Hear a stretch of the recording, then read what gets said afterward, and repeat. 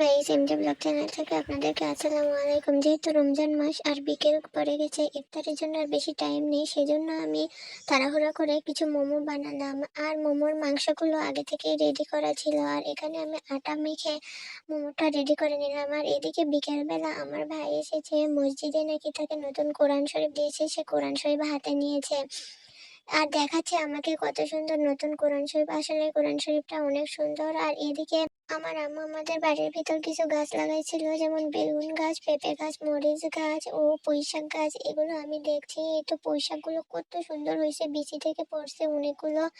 আর বেগুন গাছে বেগুন ধরছে, মরিচ গাছে মরিচও ধরছে।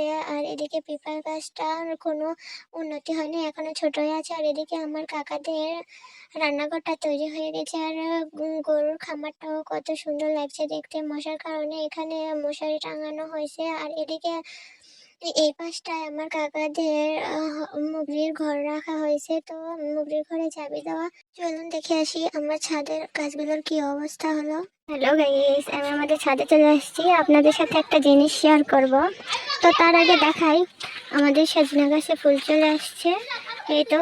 আর কোনো কোনো ফুল থেকে সজনাও হয়েছে বড় বড়। এইগুলো খাওয়া হচ্ছে, ছোট থাকতেই খাওয়া হচ্ছে, বড় হলে ঠিক মতো খাওয়া হয় না, ভালোও লাগে না। তো আপনাদের সাথে যা শেয়ার করব, আসুন দেখাই। এই তো দেখতে পাচ্ছেন, এই ড্রাগন গাছটা আমি 2 মাস আগে লাগিয়েছিলাম, এখন কত বড় হয়েছে দেখতে পাচ্ছেন। একটা ড্রাগন গাছ থেকে 2টা ফেনা হয়েছে, অনেক বড় বড় ফেনা, আলহামদুলিল্লাহ। মনে হচ্ছে খুব অল্পতেই ফল দিবে।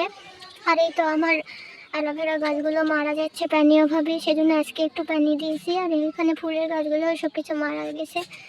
আর এই তো এটা একটা পাতা আলু, এটা বনে হয়, এই আলুটা পুড়িয়ে খেতে খুব স্বাদ। কে যেন নিচ থেকে এখানে ফিকে মেরেছে, সেজন্য এখানে পড়ে আছে। যাই হোক, একটা আলু পুড়ি খেয়ে আর কি করবো। আর এই তো এই অ্যালোভেরা গাছের অবস্থা আরও করুন, খুবই খারাপ হয়ে গেছে। এখানে আমার ঘাস ফুলগুলো খুব নষ্ট হয়ে গেছে, এখানে 3 কালারের ঘাস ফুল ছিল, নষ্ট হয়ে কী অবস্থা। আর সবচেয়ে করুণ অবস্থা হয়েছে এই অ্যালোভেরা গাছটার, একদম মরে গিয়ে শেষ অবস্থা, হলুদ হয়ে গেছে গাছটা। আমার মনটা খুব খারাপ লাগলো দেখে। এখানে সব ফুলের গাছের অবস্থা একই, মারা গেছে গাছগুলো। যাই হোক, একটা জিনিস ভেবে ভালো লাগছে যে আমার ড্রাগন গাছটা মাশাআল্লাহ অনেক সুন্দর হয়েছে। তো কিছুদিন আগে দেখাইছিলাম বড় গাছে প্রচুর বড়, এখন দেখুন কোনো বড়ই নেই। যাই হোক, এখন সন্ধ্যা লাগতেছে, আজকের মতো ভিডিও আর লং করবো না। আপনারা সবাই ভালো থাকবেন, সুস্থ থাকবেন, আল্লাহ হাফেজ।